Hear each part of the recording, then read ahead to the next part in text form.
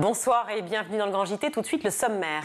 Comment le monde intellectuel et notamment universitaire s'est-il retrouvé au milieu de ce procès en wokisme? C'est la thèse qu'expose le sociologue Éric Fassin dans son dernier ouvrage. Il sera avec nous dans quelques instants. Mêler le témoignage des jeunes et l'écoute des parents, c'est le projet du podcast Parole d'ado, regard de pro. On en parle justement avec des experts du sujet en seconde partie d'émission. Dans sa chronique, Louisa Garotière vous emmène au Zimbabwe où le pays a décidé de revenir sur ses restrictions en matière d'avortement. Mais tout de suite, place à l'information avec Louisa.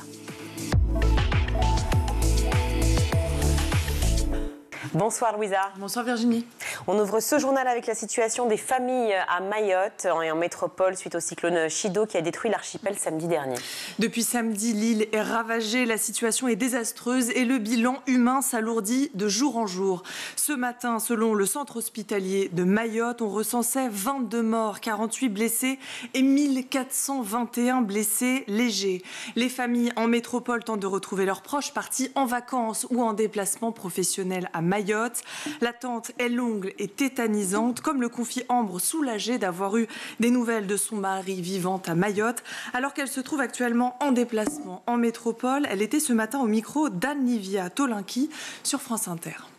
Mon mari me dit c'est chaotique en fait, c'est un film de fin du monde, les arbres sont arrachés, les tôles, il y en a partout en fait, il n'y a plus d'électricité, il n'y a plus d'eau, j'ai des photos des amis qui m'ont montré en bas de chez eux et même leur portail de 200 kilos il a lâché. On réfléchit, on se pose plein de questions, comment ça va être, comment il va vivre, comment est-ce qu'il va avoir le nécessaire, donc c'est un peu compliqué. Certains ont même créé des groupes Facebook comme Manon Châtelain qui souhaitait avoir des nouvelles de sa sœur retrouvée. Depuis, elle s'est exprimée au micro de Caroline Félix. Je pensais pas que ça avait aidé autant de personnes qui nous ont dit grâce à votre groupe j'ai pu contacter ma fille, mon fils, mes amis, ma famille et puis ça donne envie d'aider encore plus. J'ai tenu à faire passer un message au groupe que j'avais retrouvé du coup ma sœur, que j'avais pu l'avoir au téléphone mais que je continuais quand même à aider les personnes, à avoir le maximum d'informations, à faire passer des messages, que c'est pas parce que j'avais retrouvé ma sœur que le groupe n'existait plus. Parce que je sais que c'était très très dur. C'est un stress total. Le temps, il paraît tellement lent. J'aurais remué ciel et terre pour la retrouver, quitte à aller à Mayotte. Vous pensez que vous allez continuer ça jusque quand ? Jusqu'à ce que toutes les familles retrouvent leurs proches. Jusqu'à ce qu'il n'y ait plus de publications. Avez-vous des nouvelles de ma fille ? Avez-vous des nouvelles de mon frère ? Faut rester solidaire et puis on va y arriver. Le réseau électrique et les antennes relais ont été endommagés par les vents de près de 200 km/h, ce qui empêche les familles d'avoir des nouvelles sur place. Le Secours populaire et la Fondation de France se sont mobilisés pour débloquer des fonds et faire appel aux dons. Les cagnottes sont à retrouver sur leurs sites officiels. Emmanuel Macron devrait se rendre à Mayotte dans les prochains jours et souhaite décréter un deuil national. Et on poursuit ce journal avec la mort d'un lycéen ce matin dans le 13e arrondissement de Paris suite à une rixe entre jeunes. Un jeune adolescent de 15 ans a été tué après avoir été blessé à l'arme blanche suite à une altercation entre jeunes près du lycée Rodin dans le 13e arrondissement de Paris, lycée dans lequel la victime n'était pas scolarisée. Selon le parquet, je cite, « Ce meurtre s'inscrit dans la continuité d'un phénomène de rixe entre jeunes récurrente sur le secteur du 13e arrondissement où 8 affrontements ont été constatés depuis le mois de mai 2024. » Le député NFP-LFI Rodrigo Arenas postait sur son compte X le message suivant ce matin. Terrible drame ce matin au lycée Rodin dans le 13e arrondissement. Une attaque au couteau a visé un adolescent. Mes pensées vont à la famille et aux proches de la victime. La sécurité de nos enfants doit être une priorité absolue. Un gardien d'immeuble a tenté de sauver la victime grâce au geste de premier secours, mais en vain. Une enquête est ouverte et le secteur est sous surveillance. Et on poursuit ce journal avec un autre drame, la mort d'Inès, une adolescente de 15 ans, poignardée ce week-end à Ille, près de Limoges, à la suite d'un guet-apens. Le suspect, un adolescent de 15 ans qui a avoué être impliqué dans le meurtre de la jeune fille, est mis en cause pour viol avec violence ayant entraîné la mort et se trouve actuellement en détention provisoire. Pour rappel, le corps de l'adolescente a été retrouvé samedi près d'une zone boisée de la commune commune. Deal après le signalement de la famille sur les réseaux sociaux et auprès du commissariat. Le jeune garçon placé en garde à vue dit avoir tendu un guet-apens à l'adolescente en lui donnant rendez-vous sur la plateforme Snapchat, prétextant devoir lui remettre un cadeau. Son objectif était de lui voler son téléphone portable. L'adolescente s'est alors débattue et c'est à ce moment-là que le jeune garçon l'a tuée de près de 40 coups de couteau. Hier, Émilie Abrante, la procureure de Limoges, a annoncé, je cite, qu'il n'est pas du tout question de viol, que le corps d'Inès n'était pas dévêtu quand il a été retrouvé, avant de préciser qu'une autopsie révélera les blessures exactes sur le corps de la jeune fille. Le lycée où était scolarisée l'adolescente a ouvert une cellule psychologique. Une cagnotte est disponible sur la plateforme Litchi afin d'aider la famille dans les frais d'obsèques. On se rend désormais aux États-Unis où une fusillade a eu lieu hier dans une école du Wisconsin. 2 personnes ont été tuées, 5 autres blessées et le suspect mineur a été abattu. Hier matin, au sein de l'école chrétienne Abundant Life à Madison dans le Wisconsin, au nord des États-Unis, une fusillade a éclaté. Selon les médias sur place, le tueur serait un élève de l'école. Le gouverneur du Wisconsin dit suivre de près la situation. Quant au président Joe Biden, il a précisé sur son compte X qu'il partagera des informations dès que l'enquête le permettra, ajoutant dans un communiqué que cette fusillade est, je cite, choquante et insensée, demandant au Congrès d'agir afin que les lois sur la possession d'armes soient rendues plus sévères. Et on termine ce journal avec la saison des concerts qui commence la semaine prochaine au sein de la cathédrale Notre-Dame de Paris. Oui, mardi et mercredi prochains auront lieu les premiers concerts au sein de la cathédrale. Près de 80 chanteurs seront réunis autour du Magnificat de Bach, mais aussi d'œuvres de compositeurs contemporains. La saison 2024-2025 sera chargée puisque près de 50 concerts sont programmés, 12 récitals allant de Mozart à Fauré, en passant par des chants grégoriens. L'Orchestre national d'Ukraine sera aussi convié en juillet. Thierry Esquèche, un des organistes qui a redonné vie au grand orgue de la cathédrale, s'est confié à l'AFP, disant avoir préparé, je cite, une œuvre contextualisée avec peut-être des textes de Victor Hugo ou d'autres contemporains, avec une référence feu destructeur qui devient feu régénérateur. 2 grands noms sont attendus, solistes, ténors, sopranos, une belle programmation en perspective. Toutes les informations sont à retrouver sur le site notre-dame-de-paris.fr. Merci Louisa pour ces infos. Assiste-t-on à la guerre contre le wokisme, notamment dans les universités et contre les professeurs. Après les événements du 7 octobre, Sciences Po s'est par exemple retrouvé sous le feu des projecteurs. Mais en quoi élèves et professeurs sont-ils au cœur des querelles idéologiques ou politiques? On en parle tout de suite avec le sociologue Éric Fassin.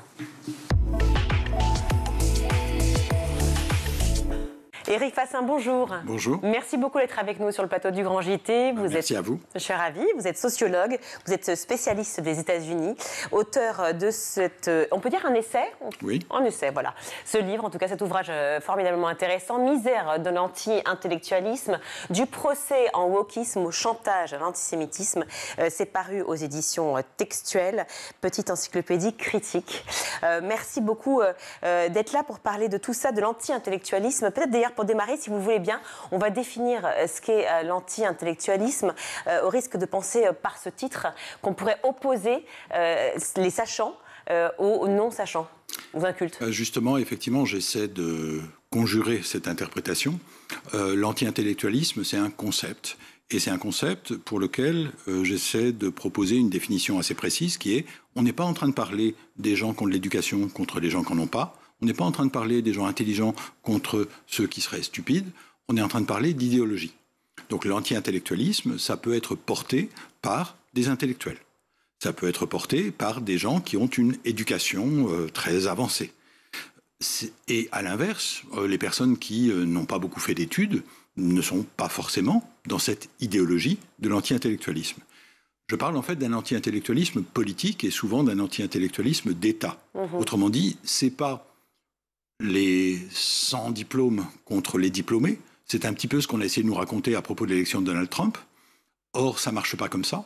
Par exemple, pour l'élection de Donald Trump, c'est assez clair que si on considère les diplômes, on se dit « Ah tiens, c'est plutôt les gens qui n'ont pas de diplôme qui ont voté pour lui ». Mais si on rajoute la couleur de peau, eh bien on s'aperçoit que quand on est noir, qu'on ait des diplômes ou pas, ça ne change rien.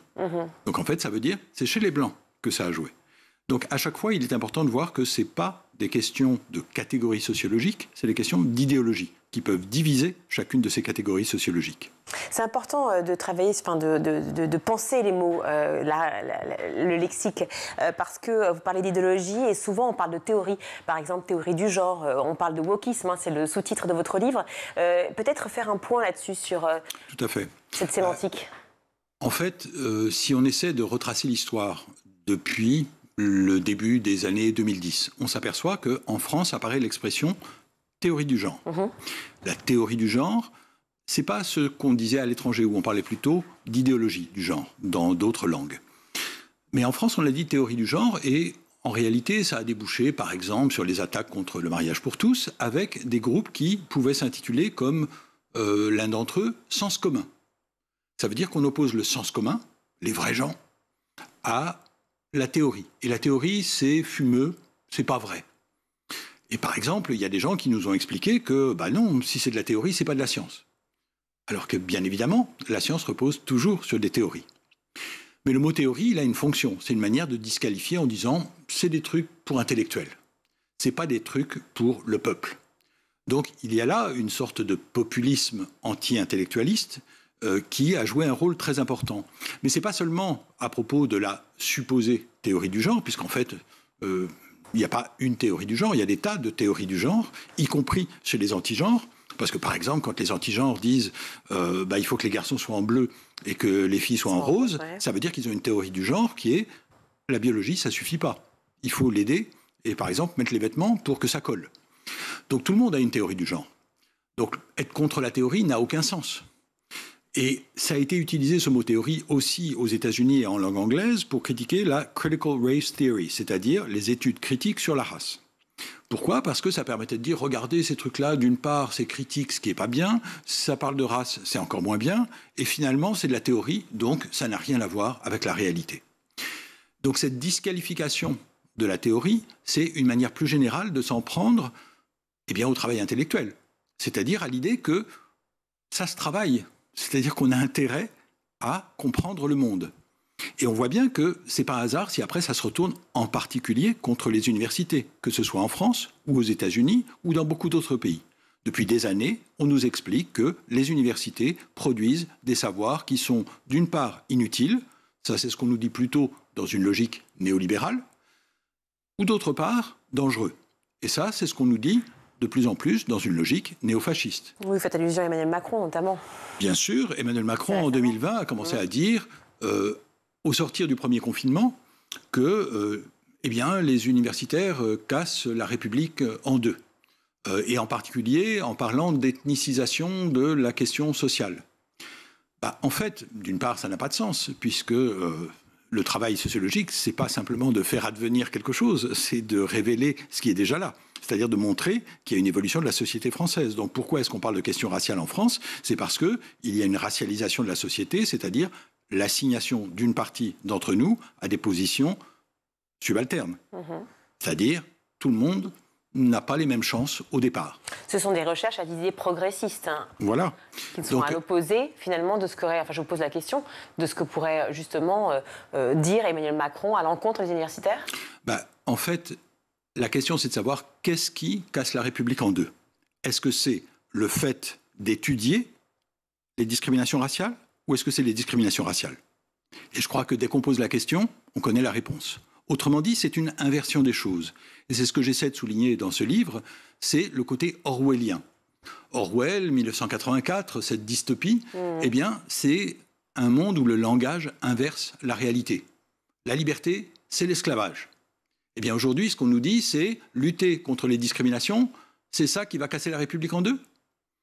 On comprend bien que cette inversion du langage, elle est d'autant plus dangereuse que précisément, ça revient à dire que finalement, on peut dire une chose, son contraire, on peut dire n'importe quoi.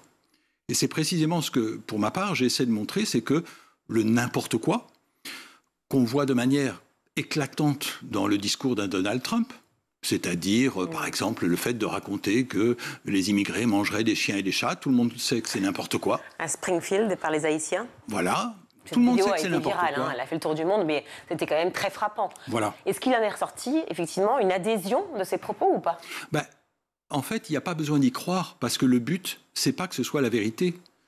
Moi, j'essaie d'établir une distinction entre le fait que d'un côté, on peut mentir, bien sûr. Ça, on l'a toujours fait en politique.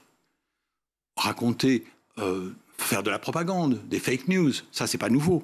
Mais en revanche, raconter n'importe quoi, c'est relativement nouveau. Parce que ça veut dire qu'on n'est plus en train d'adhérer à la vérité, puisqu'au fond, les menteurs essaient de faire croire que ce qu'ils racontent est vrai. La différence, c'est que ceux qui racontent n'importe quoi, et j'utilise le mot en anglais bullshit, c'est-à-dire de la foutaise, du n'importe quoi, eh bien, ceux qui racontent n'importe quoi, ils ne le font pas pour qu'on les croie. Ils le font pour divertir, parce que ça permet de dire la vérité, c'est un peu ridicule, c'est un peu vieux jeu. On peut dire ce qu'on veut, on est libre de dire ce qu'on veut. Et la liberté d'expression, dans ce cas-là, c'est aussi la liberté de dire n'importe quoi. Et pour ma part, j'essaie de souligner que justement, si les universitaires sont attaqués, c'est parce que les libertés académiques, elles reposent non pas sur le fait qu'on pourrait dire n'importe quoi, mais sur le fait qu'on peut dire tout, mais à condition que ce ne soit pas n'importe quoi. Vous faites d'ailleurs l'allusion au macartisme, vous appelez ça le macartisme de gauche.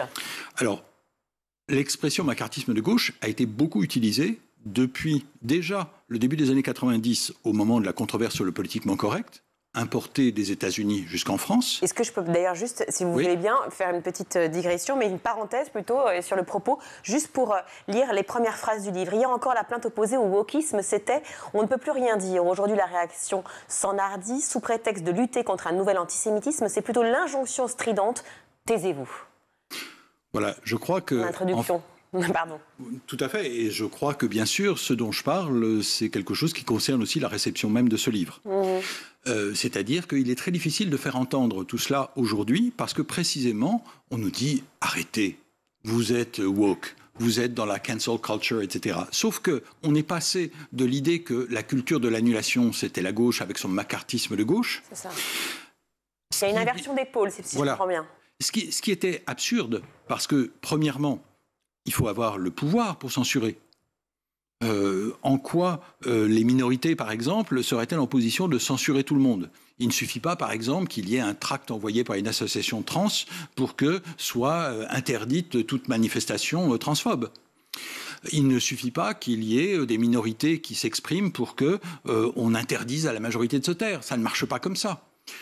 Donc, en fait, ce qui se passe, c'est qu'on nous fait croire que les gens qui n'ont pas le pouvoir ont le pouvoir, donc c'est orwellien, mais aussi, ce qui s'est passé, c'est que ça a été un argument, la liberté d'expression, donc contre la culture de l'aliénation, contre le macartisme de gauche, ça a été un argument utilisé par des conservateurs pour faire taire. Mais aujourd'hui, ils n'ont même plus besoin de dire ça, ils disent simplement « taisez-vous ».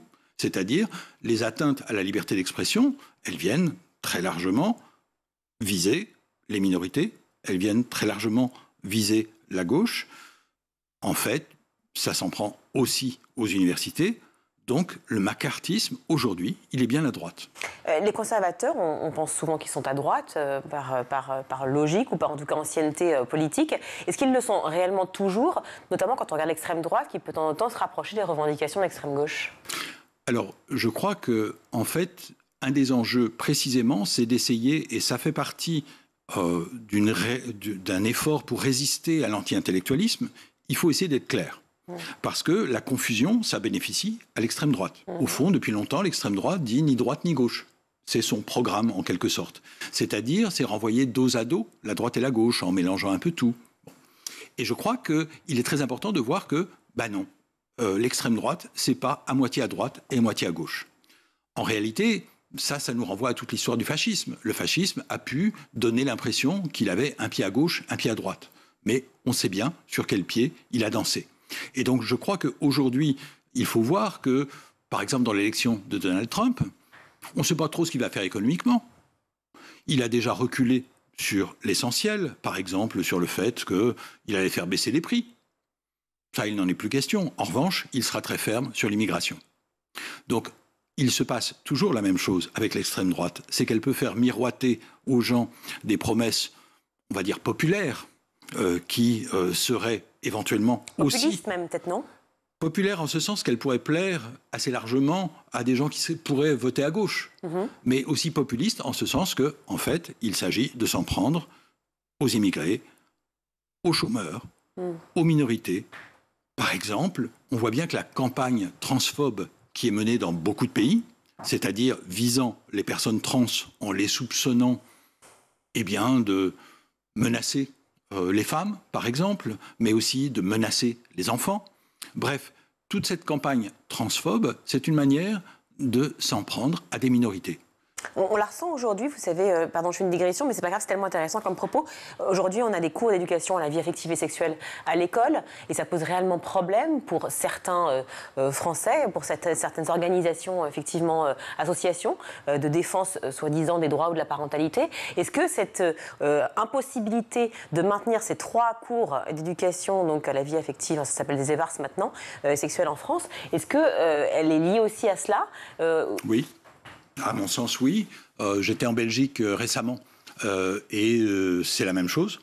C'est-à-dire qu'on voit, c'est pas simplement qu'il y a des gens à qui ça pose problème, c'est qu'une extrême droite se mobilise sur un certain nombre de sujets et en particulier en jouant sur les peurs éducatives. C'est quelque chose qu'on avait déjà vu au moment du mariage pour tous. Qu'est-ce qu'on a vu à ce moment-là? On nous a expliqué que c'était dangereux pour les enfants, donc que les gens qui se mobilisaient contre le mariage des personnes de même sexe, le faisaient pour défendre les enfants. Mais ensuite, ça a été la journée de retrait de l'école qui avait été animée par Farida Belgoul. Donc, à chaque fois, c'est au nom de la protection des enfants. Mais ça, c'est pas nouveau. C'était déjà le cas dans les campagnes politiques contre les homosexuels dans les années 70. C'est toujours, ou en tout cas, c'est régulièrement pour protéger les enfants qu'on va justifier des... C'est l'argument, en tout cas, qui est sorti. Voilà. C'est une manière, en quelque sorte, d'avoir une revendication qui peut être consensuelle, parce que qui veut s'en prendre aux enfants? Personne. Donc tout le monde peut être d'accord. Donc ça permet à l'extrême droite de faire passer des programmes d'extrême droite sous couvert d'une sorte de générosité, de sensibilité à la condition des enfants. Ces discours réactionnaires dont vous avez parlé avec Donald Trump notamment et aux États-Unis de manière générale avec les Républicains ou d'autres, est-ce qu'il y a eu cette importation réelle en France? Est-ce que ça a facilité plus ou moins cette importation du discours en France? Oui, alors ce qui est paradoxal, c'est que très souvent, on entend dénoncer l'américanisation par des gens qui vont participer à l'importation de discours venus des États-Unis. Donc, par exemple, le mot wokisme. Tout ce qui se joue autour de wokisme et de cancel culture a été importé directement des États-Unis, comme une génération plus tôt, ça avait été le cas avec le politiquement correct. Pour prendre un exemple, lorsque est publiée dans un magazine américain en 2020 une tribune sur, même si le mot n'apparaît pas sur la cancel culture, elle est le lendemain dans Le Monde. Autrement dit, il y a une organisation internationale pour faire que ça circule et que ça circule très vite. Maintenant, dans tous les pays où je vais, tout le monde sait de quoi on parle quand on parle de wokisme ou quand on parle de cancel culture. C'est-à-dire que tout le monde a entendu les mêmes mots dans des pays très différents, dans des continents différents. Et dans des générations très différentes, parce qu'aujourd'hui, les grands-parents savent ce que c'est que le wokisme ici en France. Mais ça dit quelque chose sur le pouvoir considérable de gens qui disent qu'ils ne peuvent plus rien dire. Les gens qui ne peuvent plus rien dire sont ceux qui ont tout le temps la parole et qui, arrivent à faire que ces questions s'imposent. Et par exemple, les médias jouent un rôle important dans cette affaire, puisque si on organise des débats pour savoir si on est pour ou contre le wokisme, ça veut dire qu'on accepte les termes dans lesquels la question est posée par la droite et par l'extrême droite. Je ne sais pas s'il y a vraiment des débats là-dessus, mais peut-être si vous le dites, c'est que c'est sûrement. J'en ai peur. Bon, en tout cas, pas sur le Grand JT et encore moins sur School TV. Des deux côtés de l'Atlantique, j'avance qu'il y a tellement de choses à dire sur votre livre. On parle de donc l'anti-intellectualisme. On va revenir à l'intellectualisme après en conclusion, bien sûr. On voit bien que des deux côtés de l'Atlantique, en l'occurrence, on parle des États-Unis et de la France, et de l'Europe aussi, bien sûr, mais de la France.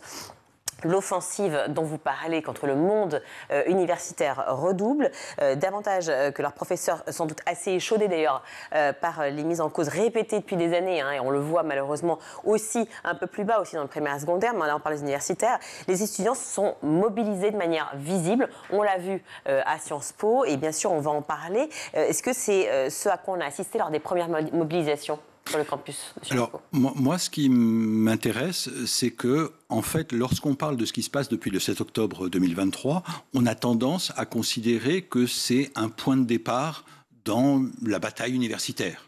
En réalité, c'est quelque chose qui, par exemple, en France, était précédé par toutes les attaques contre le supposé islamo-gauchisme. Donc il y a une continuité. Et d'ailleurs, les mots reviennent, c'est les mêmes personnages qui interviennent, etc. Vous dites, excusez-moi, c'est important, vous dites supposé islamo-gauchisme parce que vous pensez qu'il n'existe pas ou parce qu'il est mal employé, parce qu'il n'est pas bien défini? Ça ne veut pas dire grand-chose. En fait, qu'est-ce qui est visé par les discours contre l'islamo-gauchisme? C'est le fait que, par exemple, il y a des gens qui utilisent le mot islamophobie et qui sont de gauche. Mais ça ne veut pas dire qu'ils soient musulmans. Si, par exemple, je suis contre l'antisémitisme, ça ne veut pas dire que je suis juif. Si je dénonce le racisme contre les Arabes ou contre les Noirs, je n'ai pas besoin d'être noir ou arabe. Donc, en fait, la question n'est pas de savoir s'il y a une réalité ou pas, c'est que le mot est une source de confusion, puisqu'il donne l'impression qu'au fond, il y aurait une alliance objective entre des imams et des gauchistes. Eh bien, ça n'a aucun sens. Il y a en revanche des gens qui se mobilisent contre les discriminations, toutes les discriminations, y compris les discriminations qui visent les personnes musulmanes. Par exemple, pour ma part, il m'arrive souvent d'être qualifié d'islamo-gauchiste, mais qu'est-ce que ça veut dire? Ça veut dire que certes, je peux dénoncer l'islamophobie, y compris quand elle est portée par des politiques, mais je suis engagé aussi pour l'égalité des droits par rapport aux minorités sexuelles, mais aussi par rapport au féminisme, mais aussi par rapport au racisme, etc. Et par rapport à l'antisémitisme, parce que forcément on y vient. Bien sûr. Donc en fait, il n'y a pas à choisir entre différents combats. Et donner l'impression qu'il y aurait un camp qui serait un camp idéologique défini par l'islamo-gauchisme, c'est nier le fait qu'il y a des gens qui essaient de dire qu'en démocratie, il est important de se battre pour l'égalité sur tous les fronts à la fois. D'ailleurs, vous faites allusion dans votre livre au rapport de la Commission nationale consultative des droits de l'homme qui, l'année 2023, a été marquée par une forte hausse, une forte progression du rejet de l'autre dans son ensemble, avec une hausse évidemment des actes antisémites, et on l'a vu, c'est factuel, mais dans ce rapport, il est établi qu'en fait l'antisémitisme était fortement lié aussi aux autres formes de racisme. Le débat, on a l'impression qu'il est extrêmement polarisé aujourd'hui. Alors, ce qui est significatif, c'est que ce rapport, premièrement, il vient confirmer ce que disaient déjà, en substance, les rapports des années précédentes. Donc ce n'est pas une exception. C'est en fait une logique qu'on retrouve d'année en année. Mais l'autre élément qui est très significatif, c'est que, alors que le gouvernement doit recevoir, en la personne du Premier ministre, ce rapport, eh bien, le gouvernement n'a pas souhaité le faire au moment même. Gabriel Attal. Gabriel Attal, à l'époque, n'a pas répondu à l'invitation de la Commission nationale consultative des droits de l'homme, alors que c'est une institution de l'État qui a été créée par la loi depuis une trentaine d'années. Donc, en fait, qu'est-ce que ça veut dire? Ça veut dire que le gouvernement ne voulait pas savoir ce que raconte la Commission nationale consultative des droits de l'homme, c'est-à-dire ce qui se passe réellement du côté du racisme et de l'antisémitisme. Oui, il y a du racisme et de l'antisémitisme. Oui, il y a une remontée. Oui, elle a été particulièrement forte du côté de l'antisémitisme. Oui. Mais, alors qu'on nous dit qu'au fond, il y aurait deux camps, il y aurait ceux qui seraient du côté des juifs et ceux qui seraient du côté des musulmans, eh bien, c'est pas comme ça que ça marche, puisque les antisémites, ils sont souvent tout à la fois. C'est-à-dire, ils sont en même temps racistes, ils sont en même temps sexistes, etc. Donc ça, c'est très important. Je crois qu'il y a un autre élément qui est particulièrement intéressant et particulièrement important, c'est qu'aujourd'hui, la question de l'antisémitisme est souvent posée en relation avec ce qu'on appelle l'antisionisme. Ouais. Alors l'antisionisme peut vouloir dire des tas de choses différentes, mais disons qu'en ce moment, ça tend à vouloir dire la critique d'Israël. Alors après, est-ce que c'est la critique Israël et son gouvernement, précisément. Voilà. Donc la question après est de savoir jusqu'où on va dans cette critique, etc. Et donc ça regroupe des gens qui n'ont pas les mêmes opinions. Mais acceptons cette idée, critique d'Israël. Qu'est-ce qui se passe quand on regarde ces enquêtes qui sont faites par un organisme d'État, donc la Commission nationale consultative des droits de l'homme? Eh bien, c'est que non seulement il n'y a pas une corrélation entre l'antisémitisme et la critique d'Israël, donc l'antisionisme, mais c'est une corrélation inverse. C'est-à-dire que les gens qui sont le plus antisémites sont aussi ceux qui sont le plus favorables à Israël. Et c'est à l'extrême droite. Et à l'inverse, les gens qui sont le plus critiques d'Israël sont aussi, en gros, les moins antisémites. Ça, c'est le rapport de la Commission qui le définit ? Oui. Et qui le fait à partir d'enquêtes, c'est-à-dire que, en gros, ce sont des enquêtes quantitatives auprès de milliers de personnes, etc. C'est pas tout à fait une surprise. Ça ne veut pas dire, bien entendu, qu'il n'y ait pas d'antisémitisme à gauche. Ça ne veut pas dire qu'il n'y ait pas d'antisémitisme à l'extrême gauche, etc. Donc, on est bien d'accord. Simplement, là, c'est l'intérêt d'avoir des données quantitatives. C'est que ça permet de comprendre que ce qu'on nous raconte, à savoir qu'il faudrait choisir entre la lutte contre l'antisémitisme et la lutte contre le racisme, eh ben non, c'est le même combat. Premièrement. Et que deuxièmement, la critique d'Israël, c'est pas l'antisémitisme. Ce débat-là, il est aussi important pour l'instrumentalisation qui a été faite, l'instrumentalisation politique qui a été faite. Et notamment, vous dites que la rhétorique de l'anti-intellectualisme d'État s'est déplacée et que la droite et l'extrême droite auraient instrumentalisé justement cette lutte contre l'antisémitisme à leur profit, à un profit politique. Alors, ça, on le constate, non seulement en France, mais aussi aux États-Unis. Parce qu'après tout, on a vu les républicains qui ont réussi à avoir la tête de présidente d'université, de celle de Harvard, de celle de Penn, mais aussi de celle de Columbia, des femmes à chaque fois, qui ont eu la tête de ces présidentes d'université au motif qu'elles auraient été trop indulgentes avec l'antisémitisme supposé des étudiants, mobilisés pour défendre la cause palestinienne. Quoi qu'on pense de ce qui a pu se passer sur les campus, il y a une chose qui est certaine, c'est que les républicains, on ne les avait pas connus très sensibles à la question de l'antisémitisme jusqu'alors. Puisque, par exemple, ils n'avaient pas fait d'enquête au moment de Charlottesville en 2017, quand on a vu des suprémacistes blancs qui disaient « Vous ne nous remplacerez pas, les juifs ne nous remplaceront pas ». Pardon Éric Fassin de vous presser, mais comme il me reste 30 secondes, est-ce qu'on peut faire le lien avec la France, avec l'extrême droite française? En France, ce qu'on voit, c'est qu'on a eu des candidatures du Rassemblement national de gens qui étaient ouvertement antisémites.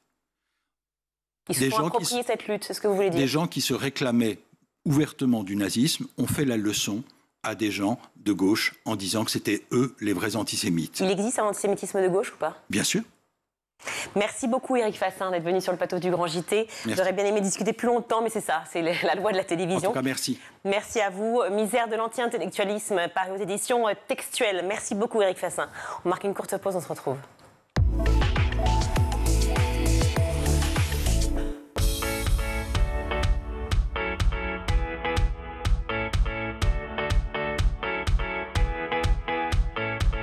Chaque matin dès 6h30, retrouvez Emmanuel Davidenkoff et son équipe dans La Quotidienne.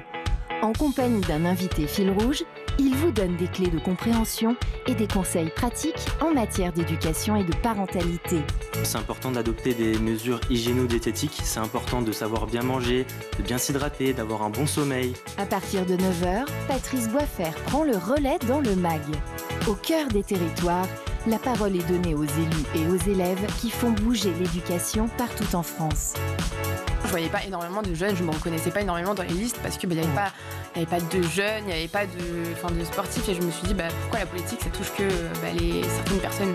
À 12h30, School TV vous ouvre les portes de l'école du futur. Avec son équipe de chroniqueurs, Philippine Dolbeau met en lumière des acteurs engagés et des innovations pédagogiques qui façonnent l'école de demain. L'usage qu'on peut faire d'un téléphone et celui d'un ordinateur est complètement différent.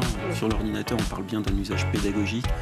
Pour le cours, le téléphone, on aborde plutôt la question des réseaux sociaux et je ne pense pas que les enseignants prônent d'utiliser TikTok ou YouTube. Tous les soirs à 20h30, dans le grand JT de l'éducation, Virginie Guillaume fait le point sur l'actualité du jour. Politiques et acteurs de l'éducation se questionnent sur l'avenir de nos enfants à l'école.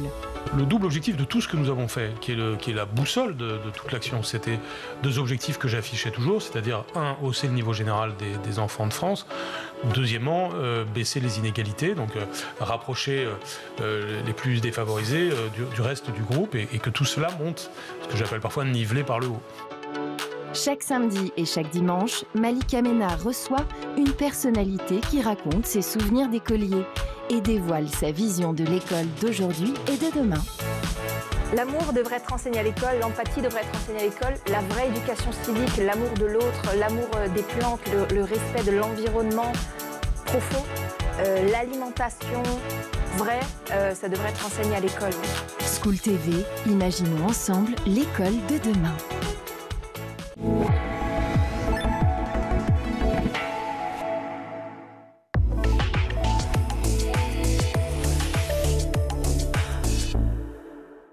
De retour dans le Grand JT, je suis ravie d'accueillir Lisa Goïta. Bonjour. Bonjour. Merci d'être avec nous. Vous êtes journaliste alternante au Centre Info Jeunes du Val d'Oise.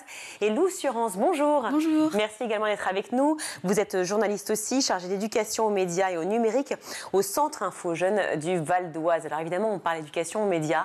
Il faut se rendre compte de ce que ça veut dire. Les jeunes passent en moyenne 5 heures par jour sur leurs écrans. Smartphones, réseaux sociaux, jeux vidéo, plateformes de streaming, ça n'arrête pas.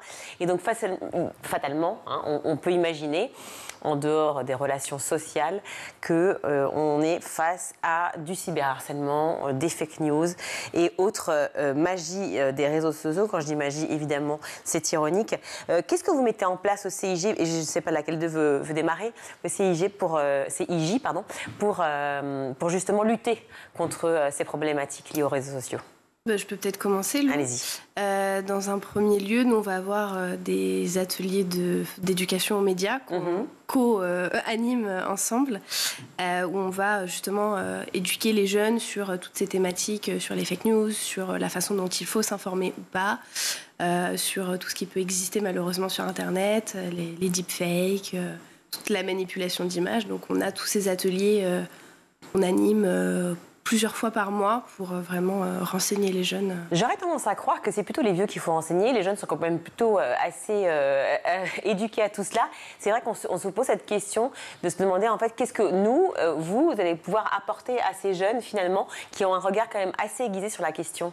C'est vrai, les jeunes qu'on reçoit notamment dans nos formations civiques et citoyennes, donc éducation aux médias, sont quand même renseignés. Ils passent pas mal de temps sur les réseaux sociaux, sur leur smartphone. L'idée, c'est quand même de développer leur esprit critique, chose qu'ils n'ont pas forcément, et ils ressortent toujours de ces deux jours de formation, quand même avec toujours un petit plus, suivant l'âge, parce qu'on a des jeunes âgés entre généralement 16 et 25-30 ans. Donc voilà, il y a toujours une différence, mais c'est vrai que nous, notre objectif maintenant dans le réseau Info Jeunes France, c'est de connecter avec les parents sur ces thématiques, et c'est notamment ce projet Parole d'ado, Regard de pro. Ça englobe une partie parents et café des parents. Oui, alors justement, le podcast donc, qui vient de sortir, Parole d'ado, Regard de pro, avec le réseau Info Jeunes, justement, c'est de se dire, dans le titre, Parole d'ado, c'est aussi eux qui racontent, c'est aussi eux qui parlent de ce qu'il se passe sur les réseaux, de ce qu'ils voient, des connexions qu'il y a. Et c'est peut-être ça aussi de lesquelles jaillissent énormément d'idées et surtout des choses sur lesquelles il faut travailler. Mais oui, en plus, on a vraiment une partie du podcast qui est la parole des jeunes, en fait. On a intégré à tous les épisodes un moment où on va rencontrer les jeunes, leur poser les questions qui ensuite vont être éclairées par les professionnels tout au long de l'épisode. Un exemple en tête, qu'est-ce qu'ils racontent les jeunes sur justement Parole d'ado, Regard de pro? Plein de choses, notamment sur le cyberharcèlement et l'harcèlement. On a eu des jeunes qui témoignent de ce qui a été mis en place dans leur école. Des dispositifs que parfois c'est quand même compliqué, mais qu'il y a des choses qui sont mises en place à leur échelle. Est-ce que les experts à qui on a fait écouter ces micro-trottoirs nous ont raconté lors du podcast, c'est qu'ils étaient quand même vachement étonnés dans le bon sens, c'était très positif, et voilà, ils trouvaient que les jeunes étaient justement au courant et assez attentifs à tout ce qui se passe sur les réseaux sociaux. Peut-être que c'est effectivement en les rendant complètement acteurs de ce qui se passe et de ce changement qu'ils peuvent eux-mêmes opérer dans la société qu'ils en prendront plus conscience, parce que vous parlez du café des parents, effectivement, eux peut-être sont un peu moins au courant, mais en revanche très inquiets de la situation. Peut-être que c'est cette idée de vase communicant sur lesquels il faut jouer? Oui, c'est à la fois les parents, les enfants et puis les professionnels de la jeunesse qui font partie du réseau Info Jeunes et dont nous on fait partie. L'idée des cafés des parents, c'est d'avoir des parents qui viennent autour d'un café, d'un goûter, dans toutes les structures d'Info Jeunes France, et de les sensibiliser à une des thématiques sur lesquelles on a travaillé, donc données personnelles, sexualité en ligne, réseaux sociaux, info, fake news et jeux vidéo. Et l'idée, c'est aussi d'avoir une approche bienveillante. C'est rassurer les parents qui sont parfois un peu démunis, c'est leur donner des conseils très concrets. Si votre jeune, vous avez l'impression qu'il passe beaucoup de temps sur les réseaux, vous pouvez faire ça.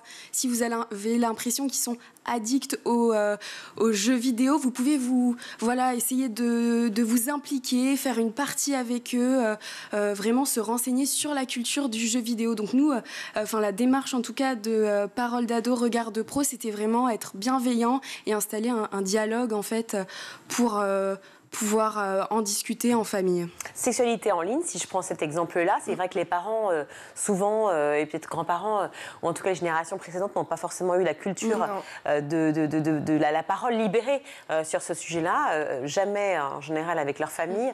Très peu, effectivement, via, à l'époque, si je puis dire, la télévision ou la radio.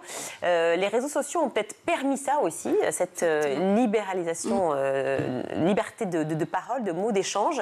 Comment ça s'est passé avec la sexologue en question? Je crois qu'il me semble, c'est Charline Vermont qui est venue en parler. Oui. Comment a-t-elle abordé ce sujet pour à la fois intéresser les jeunes, les sensibiliser et en même temps peut-être rassurer les parents? Alors déjà, Charline Vermont qu'on a interrogée, elle est plus connue sous le nom de Orgasme et moi sur les réseaux sociaux, notamment Instagram. Alors elle, sa philosophie de vie, c'est éduquer, c'est sensibiliser. Donc déjà, elle invite les parents à vraiment avoir un cercle de famille, une safe place, un endroit où on peut parler de tout, il n'y a pas de tabou. Et en fait, ces podcasts, ils sont pour les parents. Donc c'est-à-dire qu'on peut conseiller aux parents d'écouter le podcast. Ensuite, le parent va écouter et va dire « Ah, je peux aller voir peut-être le compte de cette experte. » Il regarde et là, en fait, je vais pouvoir peut-être dire à mon enfant « Tu sais, tu peux... aller suivre ce compte sur les réseaux sociaux. » Et cette sexologue, elle a expliqué d'ailleurs qu'il y a une maman qui est venue la voir et qui lui a dit j'ai donné un smartphone à ma jeune fille, je lui ai demandé de vous suivre vraiment. Le fait d'avoir en fait accès, comme vous avez dit, à toutes ces belles ressources sur les réseaux sociaux, c'est important, il faut les valoriser. J'arrive avec un cadeau, avec à la fois un téléphone, à la fois les réseaux sociaux et en plus avec une sexologue. Exactement, c'était la condition. C'est un cadeau pour pouvoir être prêt quand même, psychologiquement. Alors voilà ma chérie. C'était vraiment la condition pour le parent. Comment elle réagit, donc en l'occurrence sa fille? Alors on n'a pas la réponse. D'accord. Ok. Mais en tout cas, voilà, c'était la petite anecdote. Je reviens quand même à la sexualité en ligne parce que évidemment on parle de sexualité, ça nous fait sourire. On se dit, bon, ça peut être fou, etc. Hein, mais c'est aussi, évidemment, un lieu, place de grandes et de malheureuses dérives, dramatiques très souvent. Et on sait qu'on peut y trouver des accès assez faciles au crime, à la criminalité organisée. Tout cela, comment fait-on, encore une fois, pour en parler et sans être non plus trop alarmiste, mais pour expliquer que l'information... que ça existe. C'est compliqué quand même de dire que les choses peuvent facilement dériver. Après, elle le fait quand même assez avec bienveillance. Elle rassure les parents en dédramatisant les choses. Les parents ont beaucoup tendance à se dire que leurs jeunes sont déjà actifs très tôt, alors que pas du tout. Elle rassure sur beaucoup de sujets. Mais effectivement, on ne peut pas nier que la pornographie en ligne, etc., ça existe et que ça peut vite être dangereux pour son jeune. Mais elle donne beaucoup de ressources pour essayer de passer à travers, malheureusement. Et d'ailleurs, il y a un des experts d'un de ces épisodes de podcast qui explique que c'est la première fois aujourd'hui que les parents font face à ces thématiques du numérique. C'est la première génération et que c'est normal si les parents sont un peu inquiets, s'ils ne savent pas quoi faire, c'est totalement normal. Et voilà, vraiment, c'est aussi l'idée de ces podcasts de dire tout va bien se passer. En tout cas, des analyses d'experts, on en a besoin. Vous parliez aussi de fake news, en tout cas d'informations, désinformations, savoir comment on lit effectivement l'information et surtout les problèmes des sources, qui est quand même très important. Là, c'est Virginie Sassoon qu'on connaît bien aussi ici, qu'on a reçu plusieurs fois, le Clémy. Comment aussi aborder ces thématiques avec les parents? Il y a plein. Qui eux-mêmes sont un peu dépassés quand même. Par, mais presque plus que les jeunes finalement. Presque même pas plus. Presque, mais beaucoup plus même. En termes de chiffres, quand on regarde, c'est malheureusement beaucoup les parents qui vont assez vite tomber dans les travers des réseaux sociaux, beaucoup Facebook et tout ce qui s'y passe. C'est peut-être ça l'intelligence du podcast en fait. C'est de pouvoir, grâce aux jeunes, aux enfants qui témoignent, pouvoir peut-être instruire leurs parents sur ces nouveaux outils. C'est ça en fait, c'est que c'est pas que les jeunes qu'il faut éduquer et former, si je puis dire, c'est aussi les parents avant tout. Surtout. Pour après, à eux de partager leur savoir, leur connaissance aux jeunes. Mais c'est quand même aux parents beaucoup d'être vigilants sur toutes ces thématiques-là. Et c'est en faisant un atelier café des parents, vraiment éducation aux médias pour les parents, et en leur donnant toutes les petites billes, tel compte sur les réseaux sociaux, c'est un journaliste sérieux, par exemple Hugo Décrypte, qui revient souvent quand nous on fait des ateliers avec les jeunes et qui explique qu'ils suivent beaucoup l'actualité d'Hugo Décrypte. Et ben l'idée c'est de dire aux parents, vous savez, vos jeunes ils s'informent comme ça, donc soyez aussi au courant de comment ça se passe, et puis les former aussi au site de fact-checking, les former aux algorithmes qu'ils ne connaissent pas forcément aussi sur les réseaux sociaux. C'est vraiment faire ce même travail qu'on fait déjà avec les jeunes et le faire maintenant avec les parents. Mais en fait, c'est valable pour toutes les thématiques et pas que les fake news. Vraiment, tout ce qui est expliqué tout au long du podcast, c'est que les parents doivent être autant formés et informés que leurs jeunes pour que ça fonctionne, et que les façons, les outils doivent être utilisés à la fois par les parents et à la fois par les jeunes. Quand il y a des règles qui sont mises en place, c'est pour tout le monde. Il y a un outil qui est pas mal interactif qui s'appelle le vrai du faux, qui est assez chouette justement, qui aide à distinguer les faits des opinions et à identifier les fausses informations. Je pense qu'on en aura tous besoin, même dans les médias. Merci beaucoup d'être venues toutes les deux. Lisa Goïta, donc journaliste alternante au Centre Info Jeunes du Val d'Oise. Vous êtes également au Centre Info Jeunes du Val d'Oise. Lou Surance, journaliste et chargée d'éducation aux médias et au numérique. Merci beaucoup à toutes les deux, et allez donc écouter ce podcast Parole d'ado, regard de pro d'Info Jeunes France. Merci. Merci à vous. Merci beaucoup. Merci. On va tout de suite retrouver Louisa pour sa chronique. Louisa, dans votre chronique, vous nous emmenez au Zimbabwe, où le gouvernement, et ça c'est beaucoup moins souriant, dit vouloir revenir sur ses restrictions en faveur de l'IVG, donc de l'avortement pour les filles et les femmes. Oui, mais enfin, une peut-être bonne nouvelle pour le droit des femmes. Pour cela, direction le Zimbabwe. On voit le pays en orange sur la carte, ce pays enclavé de l'Afrique australe.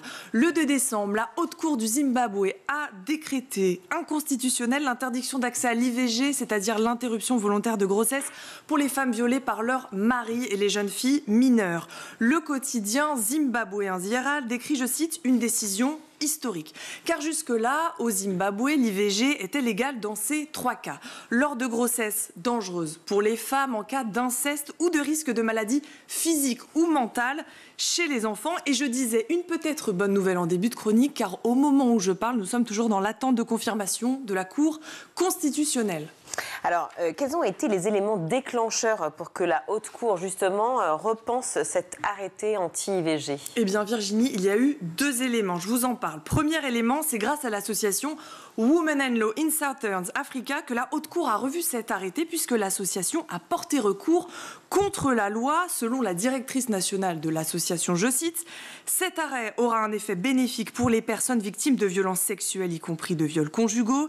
Il leur donnera la possibilité d'avorter légalement si elles le souhaitent. » Second élément tout aussi important, c'est le juge Maxwell Takuva qui a alimenté le débat, disant que puisque le viol conjugal et les relations sexuelles sur mineurs sont déjà punis par les lois zimbabwéennes, alors l'IVG devrait être légalisée pour les filles et les femmes victimes de ces crimes. Il a précisé, je cite, « Il ne fait aucun doute que le fait pour une enfant de porter un autre enfant, pour une enfant de donner naissance à un autre enfant ou pour une enfant d'être forcée d'avorter illégalement en raison de circonstances cruelles constitue une torture, un traitement cruel et dégradant. » On est quand même loin de l'accès à l'IVG en Europe. Enfin bref, on y retourne sur le Zimbabwe. Que représentent ces interdictions d'accès à l'IVG justement en termes de chiffres ? Avant de vous donner ces quelques chiffres, Virginie, il faut préciser que le Zimbabwe est un pays très pauvre. Le viol est courant. Il est très difficile pour les filles d'accéder aux cliniques, aux hôpitaux ou à des contraceptifs.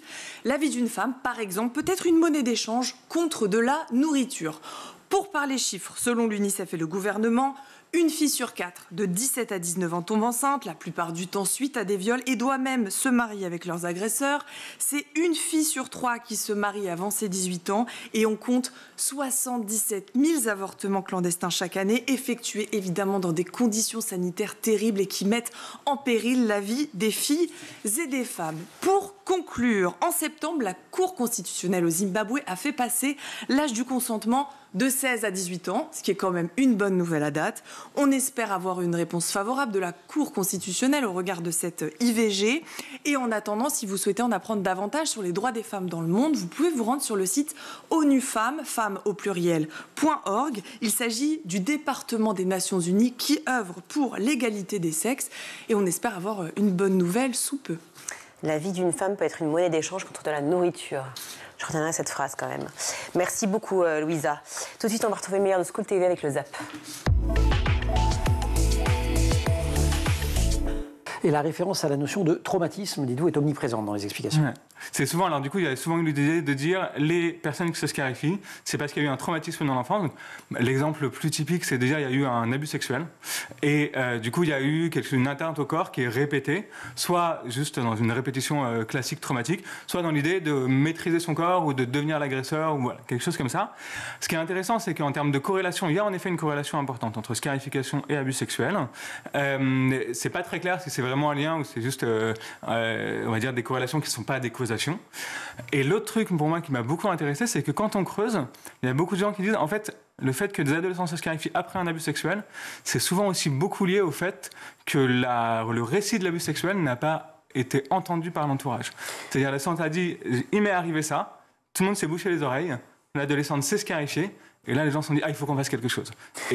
Et c'est une façon de dire quelque chose, c'est une façon de dire quelque chose à l'entourage, ça n'est pas que ça, mais c'est beaucoup ça. Et vous dites que ces scarifications portent l'espoir d'une communication parfaite, hors du langage, où l'entourage n'aurait qu'à voir le corps de l'adolescent, de l'adolescente, pour comprendre et potentiellement soigner sa souffrance. Donc je me scarifie, et après, magiquement, papa, maman, le psy sont censés piger qu'il y a un truc qui ne va pas.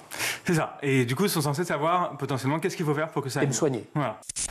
Vous êtes la fondatrice d'Opalcare. Ce sujet-là, des violences sexistes, conjugales, sexuelles, vous le connaissez par cœur parce que c'est notamment votre expertise, ce dont vous avez fait votre métier, notamment via Opalcare. Est-ce que vous voulez bien nous présenter ce que vous faites justement en quelques mots ? Bien sûr.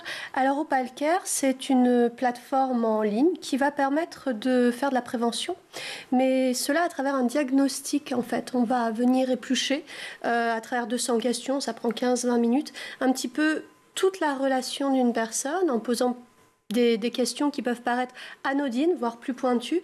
Et à partir de là, on va pouvoir poser un diagnostic sur les violences que subirait cette personne selon les différents types, qu'elles soient psychologiques, sexuelles, physiques, administratives, économiques, vicariantes, donc qui concernent les enfants, ou les cyberviolences. Donc nous, on va venir faire un panel de tout ça, on va expliquer ce que sont ces violences et on va venir guider à travers ça les victimes pour leur donner les moyens de s'en sortir le plus rapidement possible et comprendre que ce qu'elles vivent n'est pas normal.